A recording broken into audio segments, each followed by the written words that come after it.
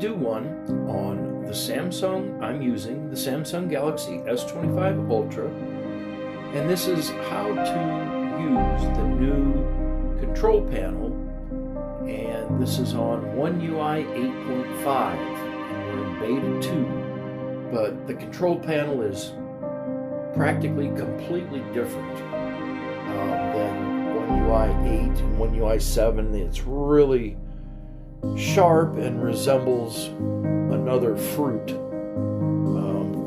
of their competitor that actually I believe they did even better in this One UI 8.5 version. So as I like to say, let's dig right in. So let's first go into the control panel, and hopefully in doing any of this stuff I'm not going to turn off my screen recording, but if I do, we'll start back in again.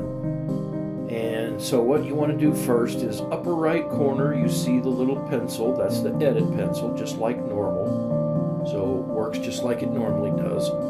However, now you'll notice a couple extra things on here. You'll notice a minus, which is the delete, and then you'll notice another little button in the right corner, and that reorders it to vertical, horizontal, or any other sizes, if it has it. So, for example, on the very top one here, we have the brightness control. So we can take that and we can drag it. We're supposed to drag it down. Okay, there we go. And now it's from top to bottom instead of left to right. So it's vertical instead of horizontal. So then you can also take another one, and let me make sure I'm still recording. I am, okay. And we can take this one and do the same thing with. Kind of touchy to get to the way you want them to be. Okay, and then we can bring this up. Oops. Messed that up. Good. Let's try this again. Okay, so we can pull this over and down. So there we have that one. I'm going to pull this out of the way. Okay. Then we're going to pull this one over. Might be because there's already one there, but that's all right. There we go.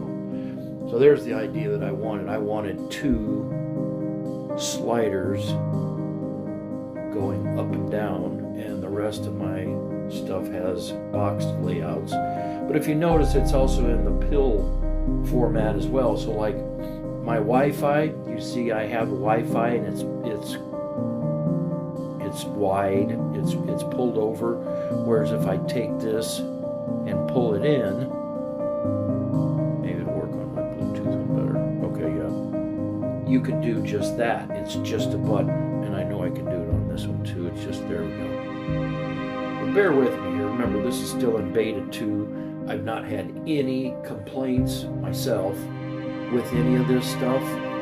Sometimes it might be a little bit harder to get to work right, like you saw me do the vertical and horizontal ones. I imagine they'll get that to be a little smoother, but it works, and it works pretty good for a beta 2 is all.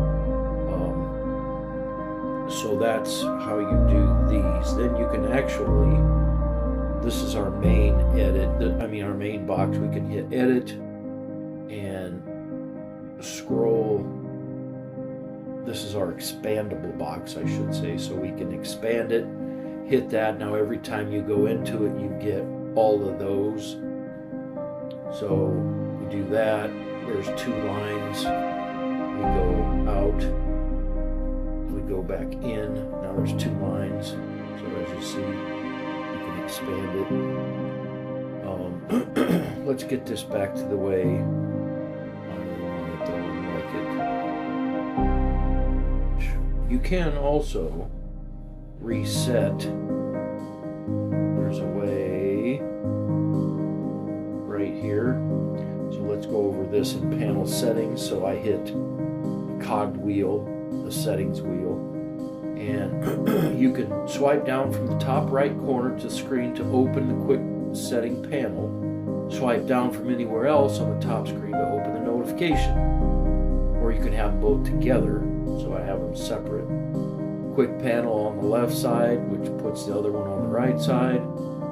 Or I can reset the quick panel layout, which is nice because I've messed this up so many times trying to work with it and demonstrated that it's sometimes easier just to reset the whole thing. There we go. Yeah, I got it pretty good. So we're going to put the brightness on the top. I'm going to put the volume on the next one. Then I have my Wi-Fi and my Bluetooth. Then I have my drop-down box. Then I have my Smart View. Then I have my media output. So I don't necessarily always use that.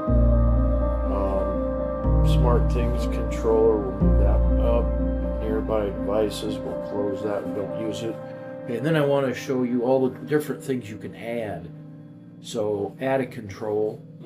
Now these are all the different things that we can add to this. So normal things like take a screenshot, flashlight, finder, etc. Then you have some different settings in the apps. So I'd almost say they were like not a thumbnail, but almost like a quick setting for an app. So for example, like, connected devices, connections, mobile hotspot, Wi-Fi calling, display assistant, from your system's apps, Google Wallet, your modes, now playing, security and privacy, sound, utilities. That would be a good one to interpret. If you do a lot of that, you could just go right to your control panel and bam, turn on interpret and then turn it back off. A lot of these though I set and leave them set, so there's no real reason to me that they need to be turned off, like extra dim. Flashlight, I have that set on a different way to get to it. It's much faster. Camera access, same way. I double click my power button to get to that. So a lot of these things are a repeat of some things, but then when you're done, of course, hit done and it just saves the entire control panel of what you just set. So it's really a neat new way to reorganize your control panel in any way that you want it to, and you can put things on here and take them off, and you can literally make it and fine-tune it the way that you want it to look. So pretty neat. So that is my video on the control panel. I hope you found my video to be helpful. Thank you for being here. Please click like and subscribe to my channel. Leave me a comment down below. Thank you for your time, and until next time, I'm out.